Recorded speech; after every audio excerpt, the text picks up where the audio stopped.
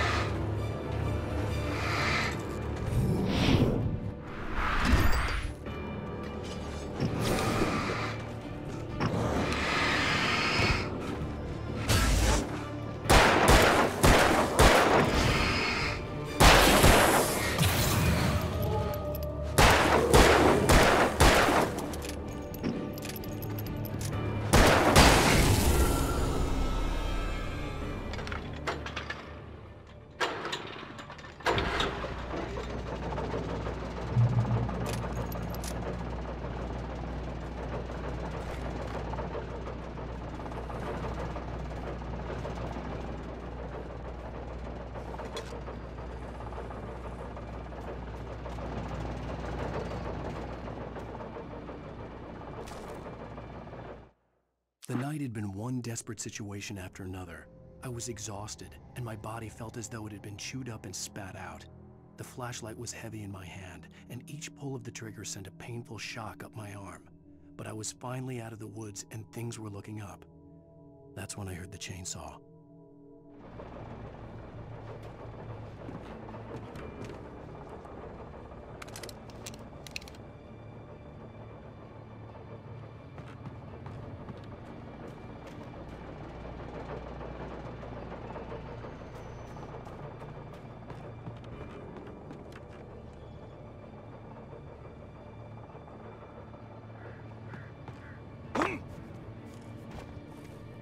I had heard the plane fall.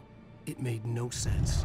It was clear that it had just fallen here, but it was very old and obviously hadn't flown in decades. Looking at it sent a shiver down my spine.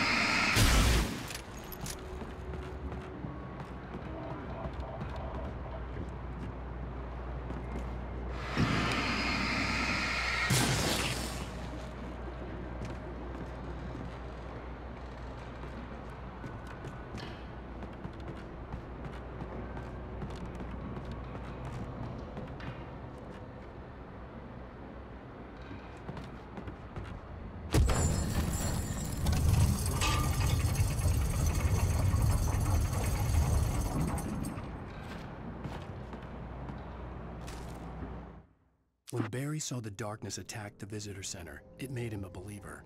The men Al said he'd shot, they hadn't been just locals on crank. Somehow the world had changed, like the channel had been switched without warning. You think you're watching a sitcom, and you're really watching a horror show. When the birds started attacking the cabin, Barry wasn't surprised, just terrified.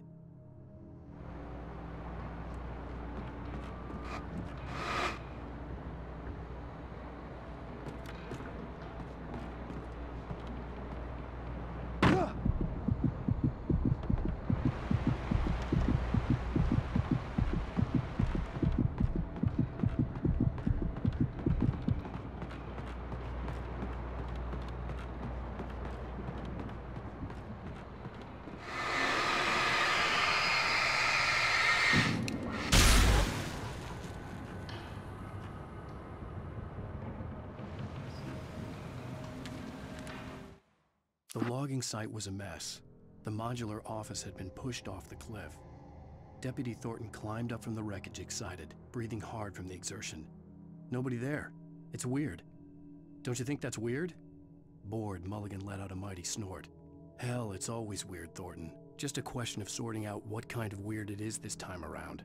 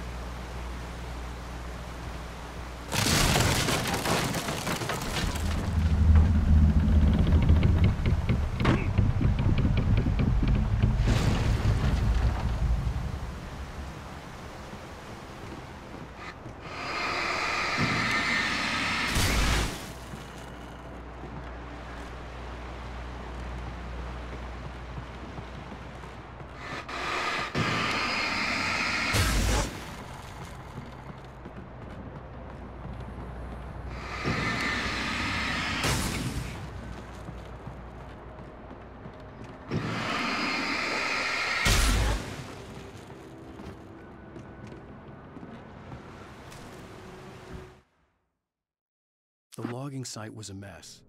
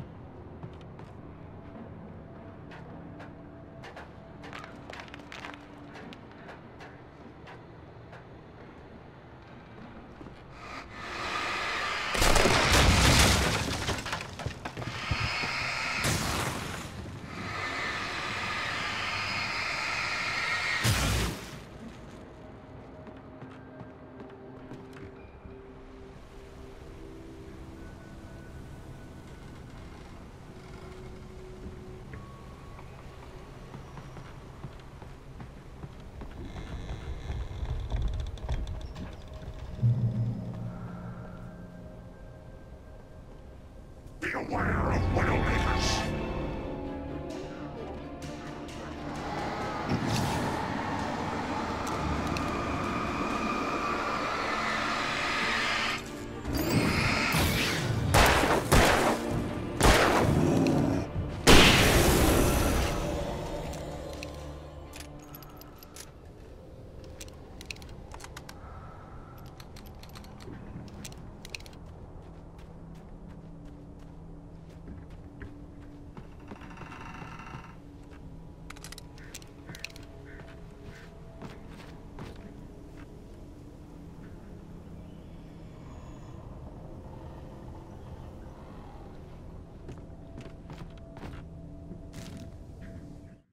Shadows stirred and the wind picked up as I ran through the forest.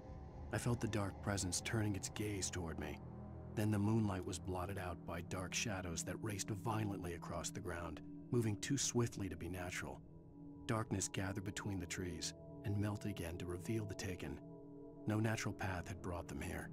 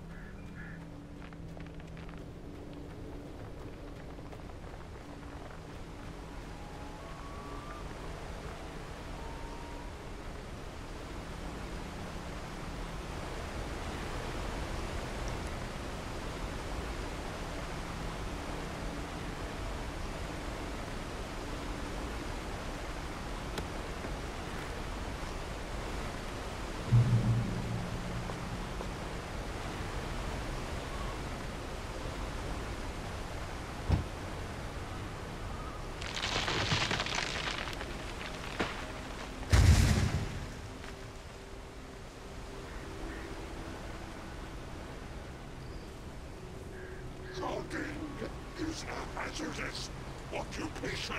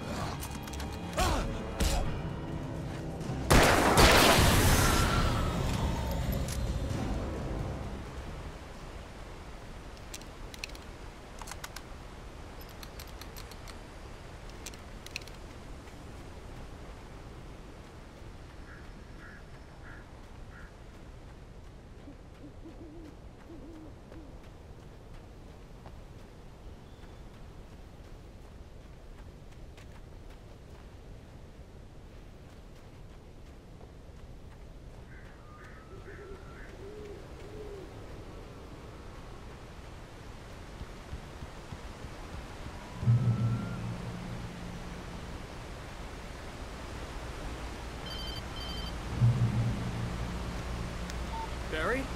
Ow! The porch is covered with birds. They've got all Hitchcock on me. Stay out of sight. I'm on my way. Don't open the door. What, am I crazy? Stay hidden. I'll be there soon. Just make sure you keep the lights on.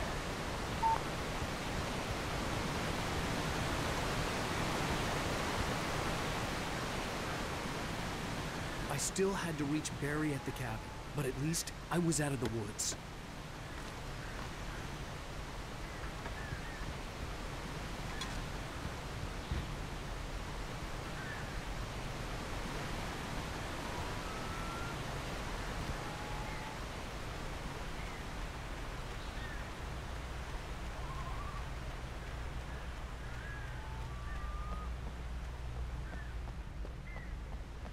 have to get the car from the locked garage.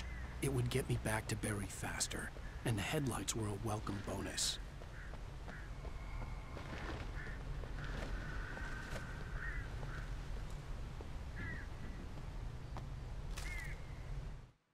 The FBI agent's command froze me in place.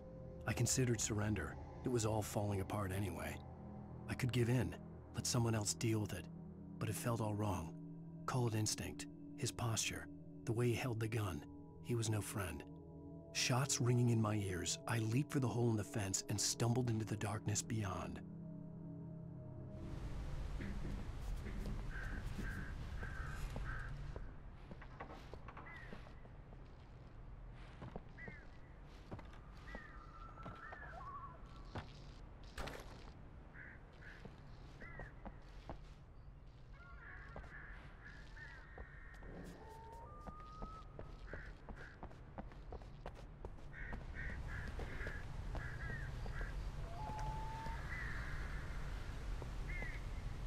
I had to find the key to the garage.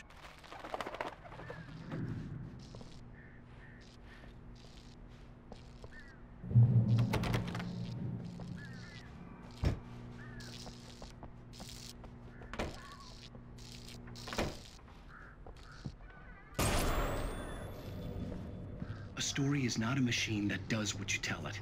A story is a beast with a life of its own.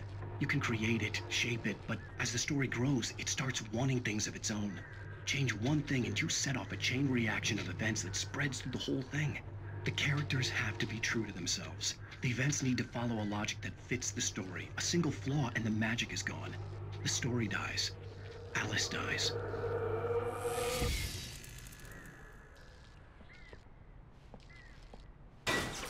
You can afford nature and yourself!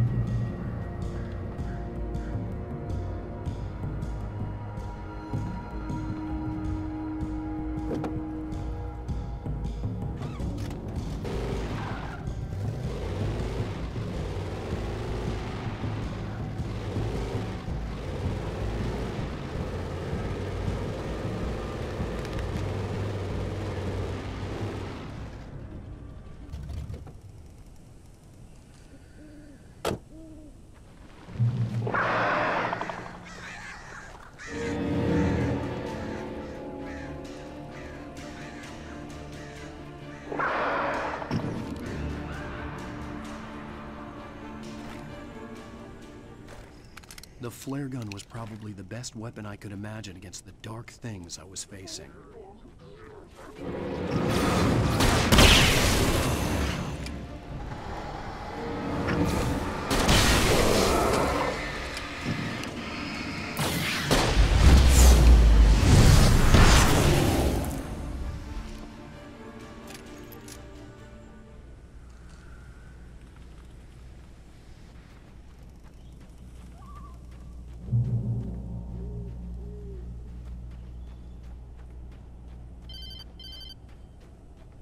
It was the kidnapper.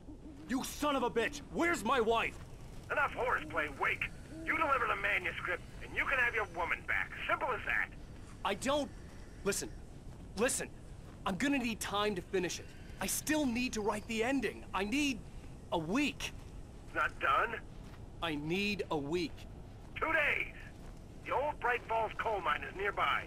You can find it easy, city boy. The main building, there at noon. You bring the manuscript, you'll get your wife. Not, well, get me? Yes, I get you.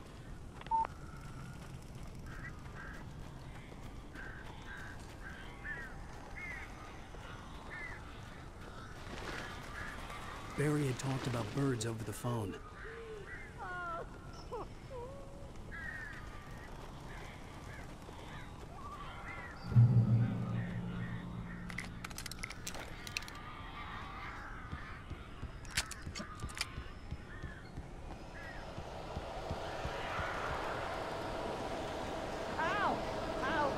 So glad you're here. A couple of them got in here before I blocked the chip. This isn't normal. These birds are weird.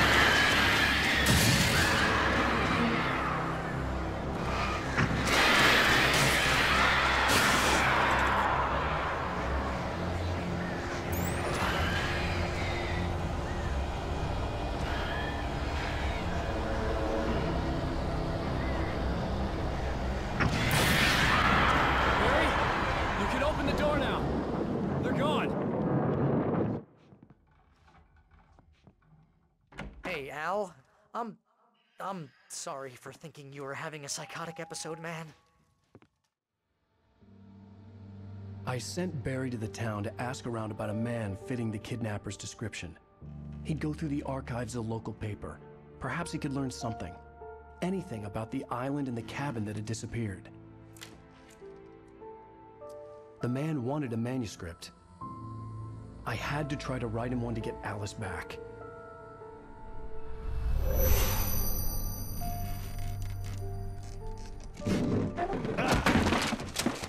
For me, the supernatural had always been nothing but a metaphor for the human psyche, a tool to use in writing fiction.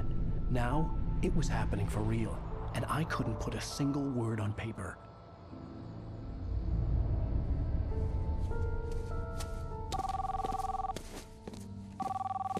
Barry Wheeler speaking. This is Rose. Rose? I found Mr. Wake's pages. Oh, you sweet, brilliant girl. Could you and Mr. Wake come get them? I live in the trailer park outside the town. We'll be there in less than an hour. Bye now. See you soon. Have a great day. Hope you come back soon. Welcome to the Oh Dear Diner. Good girl.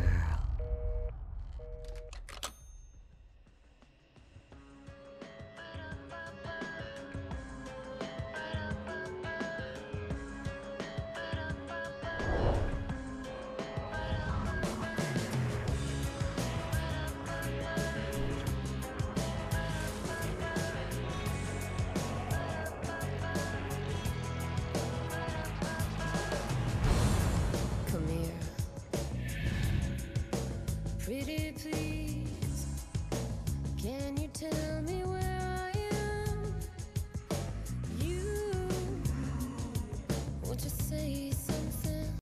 Previously on Alan Wake, Alice has been kidnapped. Alan, please help me. Alice? You'll do exactly what I say if you ever want to see your wife again. I can't tell anyone except my agent Barry. Damn it, Barry, they'll kill her. You're my best friend, and I'm worried that you're not right in the head. The ransom is a manuscript I supposedly wrote that's coming true before my eyes. It happened just the way it was on that page. So dark. I have found only a few scattered pages. I want the entire manuscript. The deadline is in 2 days. I found Mr. Wake's pages. Good girl. How the hell did she get her hands on the manuscript anyway? I don't know. She's resourceful. I told you you were too hard on her. Listen, I found out all sorts of interesting stuff while I was digging around. Yeah. Mr. Wake, it's Sheriff Breaker. We have an FBI agent here, Agent Nightingale. FBI? He's anxious to see you. You'd better come to the station. Okay, I'll be right over, Sheriff. Let's make this quick, huh? Help you folks? Name's Randolph. I'm the manager. We're looking for Rose. Works as a waitress down at the diner. Rose, sure. Nice girl. Who wants to know? I'm Alan Wake. The writer, huh? I heard on the radio you were visiting. Well, I'll show you her trailer. That Rose, she's a nice girl. Always pays her rent on time. As I was saying, Al, I found all sorts of weird stuff from the local newspaper's archives. This place is crazy. Disappearances, mysterious deaths, urban legends come true, and get this, most of this stuff takes place around Cauldron Lake. Well, you ain't wrong, mister. The Indians thought the lake was a doorway to the underworld. I'm the God-fearing type myself. I don't hold with that sort of thing. Yeah, okay. Anyway, there was an island there owned by a guy called Thomas Zane. Now, some of the articles I found about him make him out to be a famous writer, but I ran a bunch of searches, couldn't find a single thing he wrote. Zane was heavily into diving, so much so that the place came to be called Diver's Isle. But the volcano under the lake erupted in 1970, and Zane went down with the island.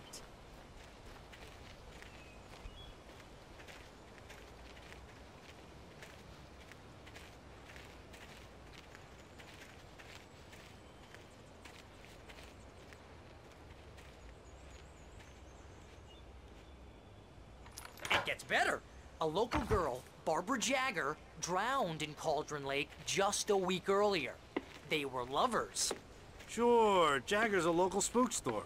The Scratching Hag. Comes for you in the dark. Childish stuff like that.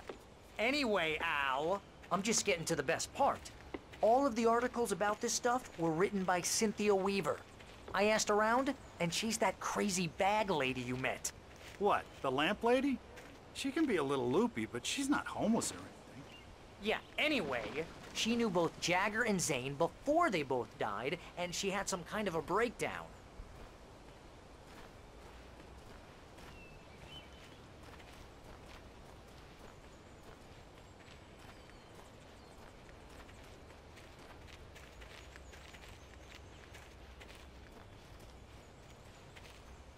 Well, mister, this here's Rose's trailer. You mind me asking what you want with her? We're just here to talk to her, pal.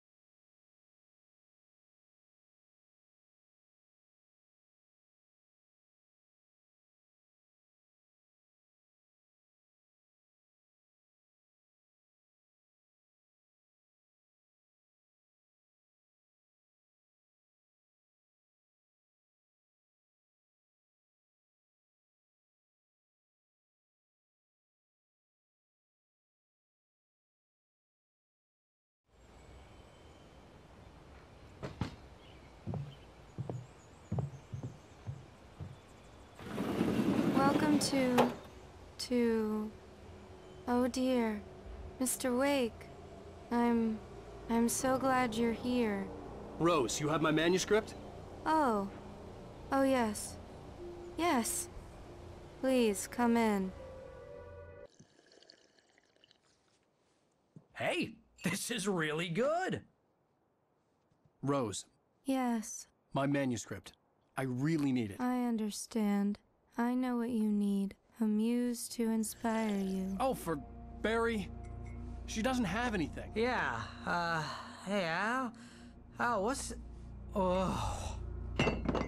Barry! What? What?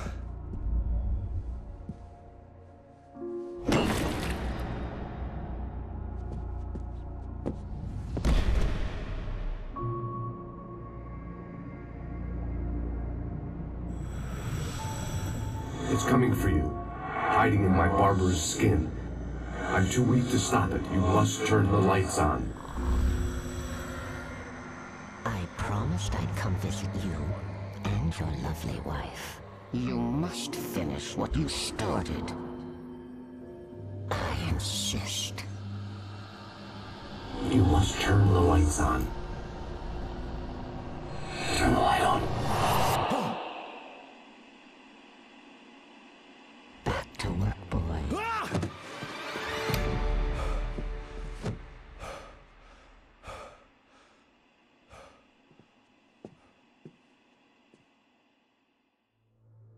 I felt nauseous, hungover. Only anger kept me going. I can't tell reality from dream anymore, but it seems I have an imaginary editor to help me. She's an old woman in a funeral dress. I call her Barbara Jagger. She's very strict. I'm writing faster and faster. My manuscript is being heavily revised. The edits are getting very aggressive, and each day there's less of me and more of her. I hate it, but I know she's right. She promises me I can save Alice this way. She knows more of this than I do. About the complex incantation I'm attempting. About this place. She's worked with another writer under similar circumstances, Thomas Zane. The genre of the story seems to be shifting. It's turning into a horror story. I'm getting close. I can feel it.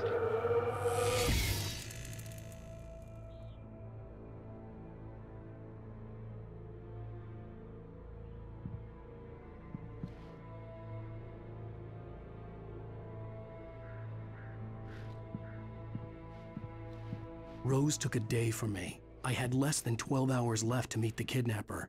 All I could do was get Barry into the car, work something out once I got on the road. Welcome to the Oh Dear Diner. What can I get you today? Coffee? I couldn't work up much hate for Rose. Something had used her to get to me and left its mark. First refill is free. Milk and sugar on the counter there. Would you like to hear today's specials? Thank you. A nice day. Come back soon. Barry was out of it. He was way too heavy to carry. You're right. I deserve more money. I'm so handsome.